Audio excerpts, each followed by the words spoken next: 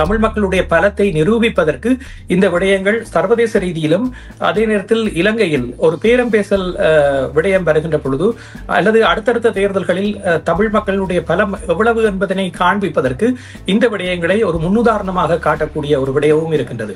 தமிழ் மக்களுக்கு இந்த பிரச்சனை குறித்து நன்கு அறிந்தவர்கள் என்ற ரீதியில் தமிழர்கள் பொது வேட்பாளர் என்ன விடயத்தை முன்னிறுத்தி இருக்கின்றார் என்பதை அணுகுகின்ற பொழுதே அந்த வேட்பாளருக்கான வாக்கை தமிழர்கள் அளிக்க வேண்டும் என்பதுதான் எல்லோருடைய எதிர்பார்ப்பாகவும் இருக்கின்றது. இந்த ஜனாதிபதி தேர்தல் என்பது ஆரம்பத்தில் இருந்தே ஒரு எதிர்பார்ப்பு மிக்க ஒரு தேர்தலாக இருப்பதோடு யார் வெற்றியை பெறுவார் என்ற எதிர்பார்ப்பும் இப்பொழுது அதிகரித்திருப்பதை பார்க்கக்கூடியதாக இருக்கின்றது. ஜனாதிபதியாக இருக்கின்ற ரணில் விக்ரமசிங்க இந்த தேர்தலில் தான் மக்கள் மூலம் தெரிவு செய்யப்பட்ட ஒரு ஜனாதிபதியாக வர வேண்டும் என்பதுதான் அவருடைய முனைப்பாக இருக்கின்றது. ஏற்கனவே அவருக்கு கிடைத்த ஒரு வரப்பிரசாதமாக நாட்டை கட்டியெழுப்பக்கூடிய ஒரு தலைவராக அவர் தன்னை இணைத்துக் கொண்டு அதில் வெற்றியும் கண்டிருப்பதை இங்கு குறிப்பிட்டு சொல்லலாம். இந்த தேர்தலில் எதிர்க்கட்சி தலைவர் என்ற பதவியில் இருந்து ஜனாதிபதியாக வரக்கூடும் என்ற ஒரு ஊகம் பலரது மத்தியில் இருந்தாலும் கூட இம்முறை தேர்தல் ஒரு சவால் மிக்க தேர்தல் என்று கணிப்பிடப்படுகின்றதன் அடிப்படையில் சஜித் பிரேமதாஸ் அவருடைய வெற்றி கூட ஒரு இறுக்கமான ஒரு வெற்றியாகவே அமையும். அப்படி அவர் வெற்றி பெற்றார். இலங்கையினுடைய மாற்றத்திற்கான ஒரு கட்சியாக பார்க்கப்படுகின்ற கட்சியாக தேசிய மக்கள் சக்தியின் வேட்பாளர் அனுரகுமார் திசாநாயக்க இருக்கின்றார். பொது வேட்பாளருக்கான வெற்றி வாய்ப்பு என்று பார்க்கின்ற பொழுது இந்த வெற்றி என்பது தமிழ் மக்களுக்கான ஒரு வெற்றியாகத்தான் கொள்ள வேண்டும். ஏனென்றால் எல்லோரும் ஒருங்கிணைந்து சென்று தமிழ் பொது வேட்பாளருக்கு சங்க சின்னத்துக்கு வாக்களிக்கின்ற பொழுது அது நிச்சயமாக தமிழர்களுக்கு கிடைக்கக்கூடிய ஒரு வெற்றியாகவும் தமிழர்களுடைய ஒற்றுமையை உலகுக்கு எடுத்துக்காட்டக்கூடிய ஒரு வெற்றியாகவும் பார்க்கலாம். இதன் மூலமாக பல்வேறு வெற்றி படிகளை கடப்பதற்கான ஒரு அடித்தளமாக இந்த விடயத்தை பயன்படுத்தலாம் என்பதுதான் முக்கியமான விடயம். அவசரமா கேஷ் தேவைன்னு வரும்போது அடுத்தவங்கள்ட்ட நாங்க கேட்கறதையும் விட எங்களுடைய நகையை அடகு வைக்கிறது வசதியானது. வட்டி அதிகமா இருக்குமோ இல்ல நகை பாதுகாப்பா இருக்குமோன்னு நீங்க நினைக்கலாம். அதுக்காகத்தான் நான் கேஷ் பாயிண்ட்ல அடகு வைக்க வந்திருக்கிறேன்.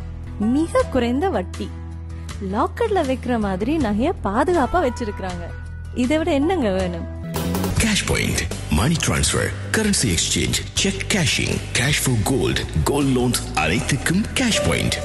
வணக்கம் நேயர்களே, மீண்டும் மற்றும் ஒரு செய்தியின் பின்னணி நிகழ்ச்சியில் உங்கள் அனைவரையும் சந்திப்பதில் மிக்க மகிழ்ச்சி அடைகின்றோம். இன்றைய பேச போகின்றோம் என்னவென்றால், வரும் சனிக்கிழமை அதாவது செப்டம்பர் மாதம் 21ஆம் தேதி இலங்கையில் ஜனாதிபதி தேர்தல் நடைபெற இருக்கிறது. அதை பற்றி பேச போகின்றோம். தகவல்களை பெற்றுக் கொள்வதற்காக ராம்பிரசனை இணைத்துக் கொள்ள போகின்றோம். வணக்கம் ராம்பிரசன். வணக்கம் சுதர்ஷினி. வணக்கம் நேயர்களே, மீண்டும் உங்கள் அனைவரையும் செய்தியின் பின்னணி நிகழ்ச்சியில் சந்திக்கின்றோம். ஆமா, மீண்டும் வரவேற்கின்றோம் உங்களை. முதலாவதாக வரும் சனிக்கிழமை அதாவது செப்டம்பர் மாதம் 21ஆம் தேதி இலங்கையில் ஜனாதிபதி தேர்தல் நடைபெற இருக்கிறது. அதற்கான பொதுவான கருத்தை கூற முடியுமா தேர்தல் தொடர்பாக? ஆமாம், இந்த ஜனாதிபதி தேர்தல் என்பது ஆரம்பத்தில் இருந்தே ஒரு எதிர்பார்ப்பு மிக்க ஒரு தேர்தலாக இருப்பதோடு யார் வெற்றியை பெறுவார் என்ற எதிர்பார்ப்பும் இப்பொழுது அதிகரித்திருப்பதை பார்க்கக்கூடியதாக இருக்கின்றது. ஆகவே ஒட்டுமொத்தமாக பார்க்கின்ற பொழுது இந்த ஜனாதிபதி தேர்தல் என்பது இலங்கையினுடைய 9வது ஜனாதிபதியை தெரிவு செய்வதற்கான தேர்தலாக இருக்கின்றது. ஏற்கனவே இப்பொழுது ஜனாதிபதியாக இருக்கின்ற ரணில் விக்ரமசிங்க இந்த தேர்தலில் தான் மக்கள் மூலம் தெரிவு செய்யப்பட்ட ஒரு ஜனாதிபதியாக வர வேண்டும் என்பதுதான் அவருடைய முனைப்பாக இருக்கின்றது.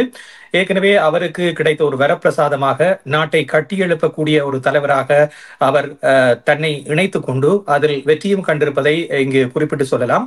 அறகலைய போராட்டத்தின் மூலமாக முன்னர் இருந்த கோட்டாபய ராஜபக்ச மக்களால் விரட்டி அடிக்கப்பட்ட நிலையில் நாட்டை மீண்டும் ஒரு சுமூகமான நிலைக்கு கொண்டு வரக்கூடிய தலைவர் யார் என்ற கேள்வி எழுந்த பொழுது அதில் ரணில் விக்ரமசிங்க முன்னிலைப்படுத்தப்பட்டு அவர் ஜனாதிபதியாக்கப்பட்டார்.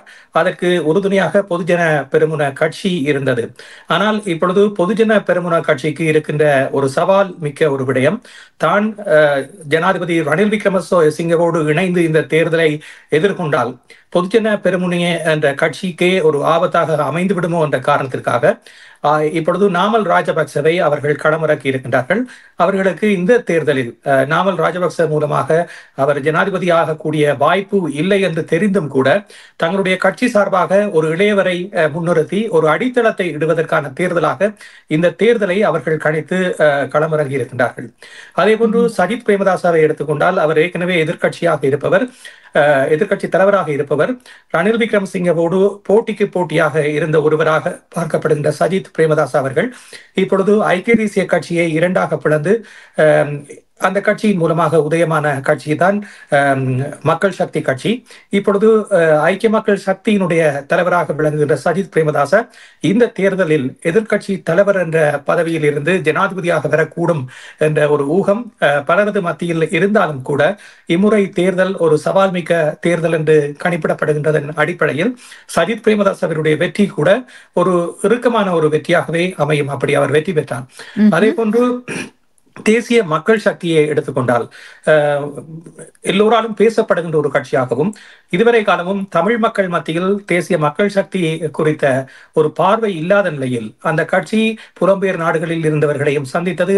அதுபோன்று வடக்கு கிழக்கு பகுதிக்கும் பயணங்களை மேற்கொண்டு தன்னுடைய செயற்பாடுகள் குறித்து அது விளக்கம் அளித்திருப்பதோடு இலங்கையினுடைய மாற்றத்திற்கான ஒரு கட்சியாக பார்க்கப்படுகின்ற கட்சியாக தேசிய மக்கள் சக்தியின் வேட்பாளர் அனுரகுமார் திசாநாயக்க இருக்கின்றார். அவருடைய தேர்தல் சின்னம் திசை காட்டி. ஆகவே ஒரு வளமிக்க நாட்டுக்கான திசை காட்டியாக அனுரகுமார் திசாநாயக்கவை பலரும் பார்க்கின்ற நிலையில் இப்பொழுது யார் வெற்றி பெறுவார் என்ற கேள்விதான் எழுந்திருக்கின்றது. இப்பொழுது தமிழ் பொது வேட்பாளருடைய வெற்றி அப்படி சொல்லி எப்படி பார்க்கின்றீர்கள்? அவருடைய வெற்றி வாய்ப்பை எப்படி பார்க்கின்றீர்கள்?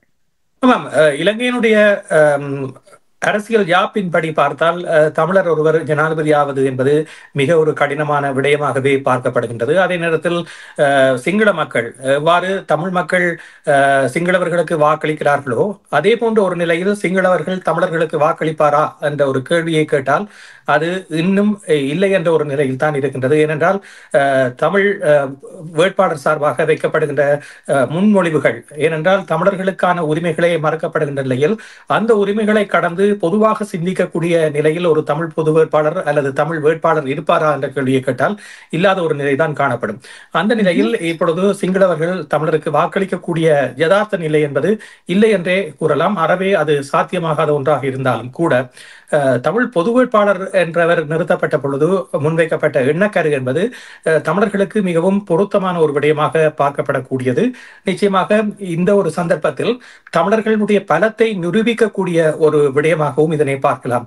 இதற்கான நாட்கள் போதாது, பிரச்சார பணிகள் முன்னெடுக்கப்படவில்லை போன்ற கருத்துக்கள் முன்வைக்கப்பட்டாலும் கூட தமிழ் மக்களுக்கு இந்த பிரச்சனை குறித்து நன்கு அறிந்தவர்கள் என்ற ரீதியில் தமிழர்கள் பொது வேட்பாளர் என்ன விடயத்தை முன்னிறுத்தி இருக்கின்றார் என்பதை அணுகுகின்ற பொழுதே அந்த வேட்பாளருக்கான வாக்கை தமிழர்கள் அளிக்க வேண்டும் என்பதுதான் எல்லோருடைய எதிர்பார்ப்பாகவும் இருக்கின்றது. இன்னும் பிரச்சார பணிகள் முன்னெடுக்கப்படவில்லை என்று குறை கூறுபவர்கள் அதனை தவிர்க்க வேண்டும் என்பதுதான் பலரதும் கருத்தாக இருக்கின்றது. ஏனென்றால் பொது வேட்பாளர் என்பவர் தனக்கு ஒரு பதவியை பெறுவதற்காகவோ அல்லது அந்த பதவியின் மூலமாக தங்களுடைய சுயலாபத்திற்காகவோ செயற்படாமல் இது ஒரு தமிழ் இனத்திற்கான ஒரு இலட்சணியாக சங்கு சின்னம் இருக்கின்ற ஒரு விடயத்தை பார்க்கின்ற பொழுது எதிர்காலத்தில் தமிழ் மக்களுடைய பலத்தை நிரூபிப்பதற்கு இந்த விடயங்கள் சர்வதேச ரீதியிலும் அதே நேரத்தில் இலங்கையில் ஒரு பேரம் பேசல் விடயம் வருகின்ற பொழுது அல்லது அடுத்தடுத்த தேர்தல்களில் தமிழ் மக்களுடைய பலம் எவ்வளவு என்பதனை காண்பிப்பதற்கு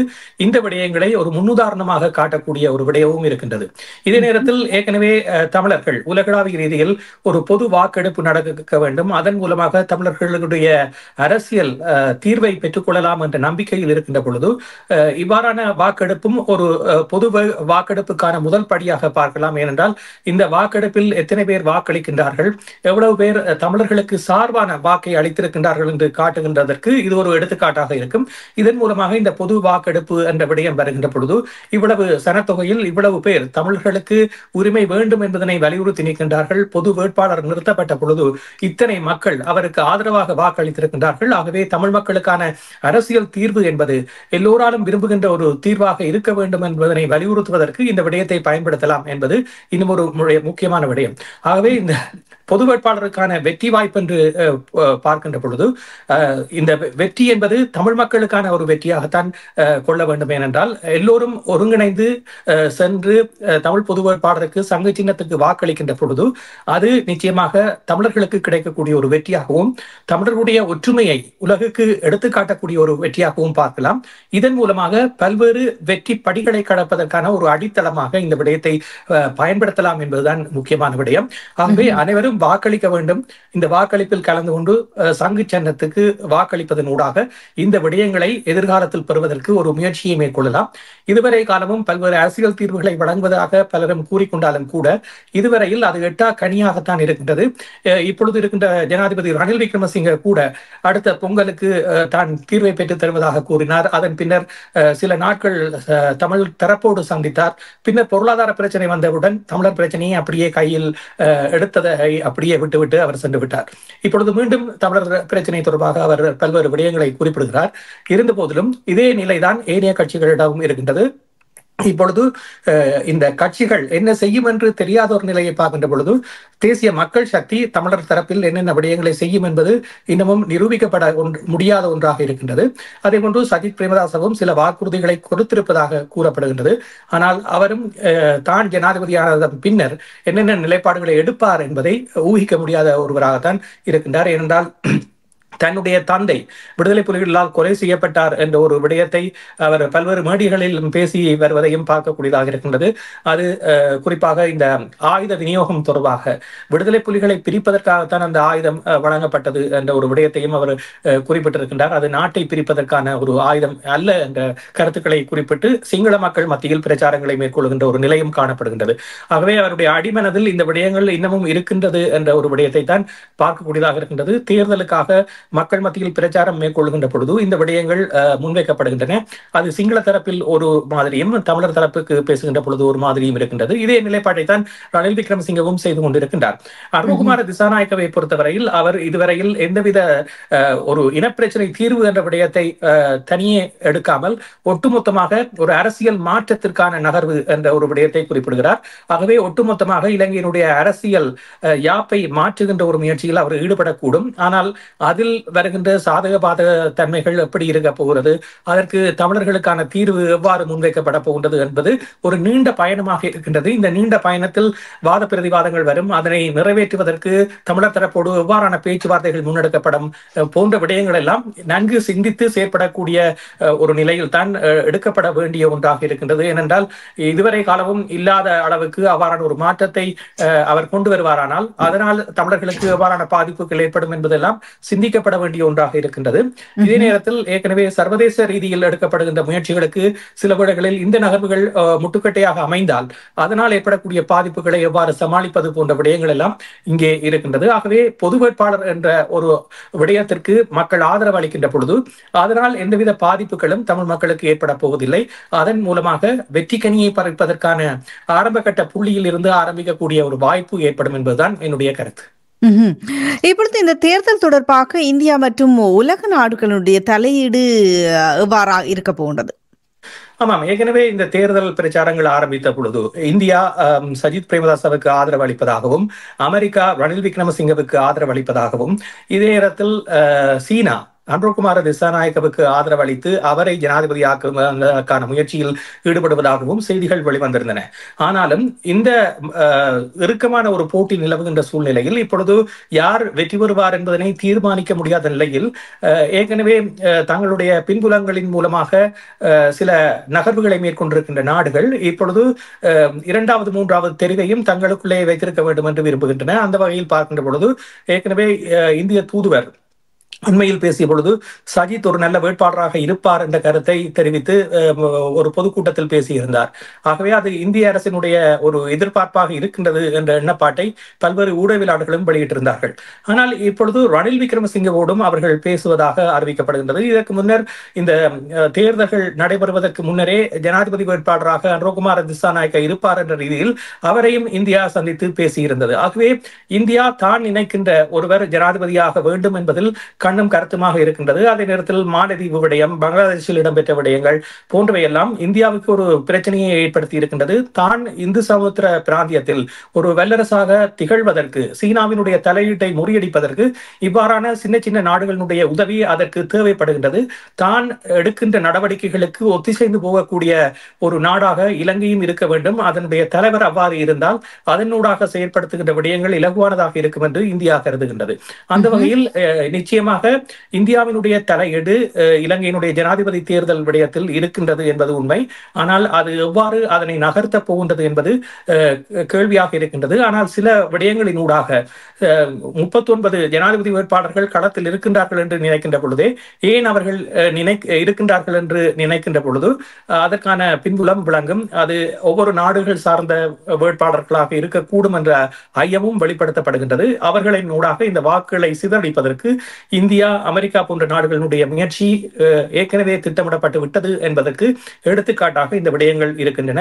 அந்த வகையில் தான் இம்முறை ஜனாதிபதி தேர்தலில் ஒரு நீண்ட பட்டியல், வாக்காளர் பட்டியலாக இருக்க போகின்றது என்பதும் உண்மை. சரி, அந்த கேள்வி இன்றைய நிகழ்ச்சியின் நிறைவு கேள்வியாக அமைந்தது. நன்றி ராம்பிரசன், உங்களுடைய தகவல்களுக்கு, கருத்துக்களுக்கு. மீண்டும் ஒரு பொழுதில் சந்திக்கலாம். நன்றி, வணக்கம். நன்றி சுதர்ஷினி. நன்றி நேயர்களே, மீண்டும் சந்திப்போம். சிஎம்ஆர் யூடியூப் சேனலில் இணைந்திருக்கும் நேர்கள் அனைவருக்கும் எமது நன்றி. காமெண்ட்ஸ் பகுதியில் உங்கள் கருத்துக்களை தெரிவிக்க தவறாதீர்கள்.